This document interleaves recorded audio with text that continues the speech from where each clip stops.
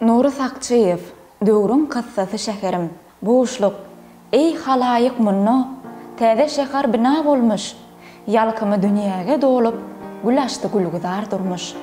Ak bagtyň ak keşfi senne, gözel arkadaş şäherim. Ajaýyp ahwala uçurar görün arkadaş şäherin. Beýik binalyň hatary, ýyllaň dowamyna meňdeş. Guşlaryň kakýan nagmasy ene hudusuna heňdeş. Ýagty ýollaryň ýakasyn köşkü eýwanlar keşdelen, günleri aşyk bolup bakar gözel şähriň keşbine. Dıňzap duran duýgularyň sözsüz beýany sennedir. Hakdan berilmiş ykbalyň beýgi beýazy sennedir. Juwanlygyňa maýyl bolup baht oýnuňa baky gelmiş, öňde uzap ýatyr geljek hakydaňda şanly geçmiş, ýylgyryp dogany güneş nur saçar sen göwnleri, dünýäň täsinligini bilmek islenler gel görüňine. Güllüýän görnüşi gözel, görküň nusgaty şäherim, sözleri dürden düzülen döwrüň kıssasy şäherim.